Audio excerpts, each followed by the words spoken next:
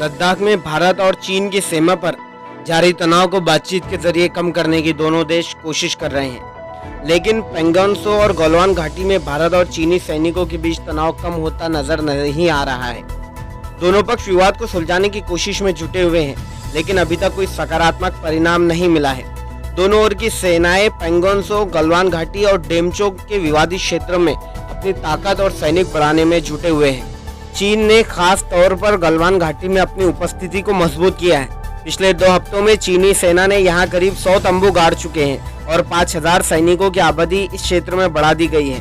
वहीं भारतीय पक्ष ने पिछले सप्ताह सैनिकों के स्थानीय कमांडरों के जरिए बातचीत करके अपने सैनिक वहां पर बढ़ाए हैं। लद्दाख में भारत और चीन की सीमा पर तनाव बढ़ने और दोनों पक्षों के अपने जवानों की तैनाती बढ़ाने के बीच इस सीमा विवाद पर चीन की तरफ से बयान आया है।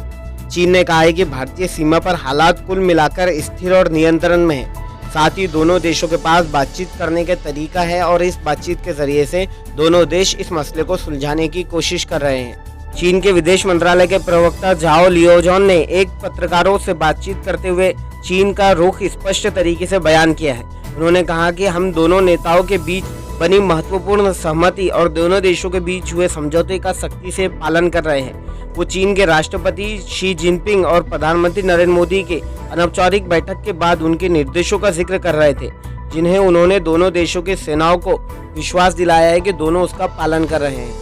आपको बता दें कि भारत और चीन की सीमा पर भारत भी पूरी तरह से डटा हुआ है और भारत भी लगातार अपने सैनिकों में इजाफा करते जा रहा है। वहीं दूसरी तरफ सीमा पर चीन के साथ तनाव के बीच भारतीय सेना अध्यक्ष मनोज मुकुंद नरवणे की अध्यक्षता में सेना प्रमुखों के सम्मेलन की बैठक की शुरुआत हो गई है। इस बैठक में सेना के शीर्ष कमांडर और भारी नेता भी शामिल हो रहे हैं। बैठक में लद्दाख में चीनी आक्रामकता सहित सुरक्षा मुद्दों पर चर्चा की जाएगी। इस खबर में इतना ही। ऐसे ही लेटेस्ट न्यूज देखने के लिए द टाइम्स न्यूज के साथ बने रहिए और हमारे इस चैनल को सब्सक्राइब कीजिए। Thank you for watching.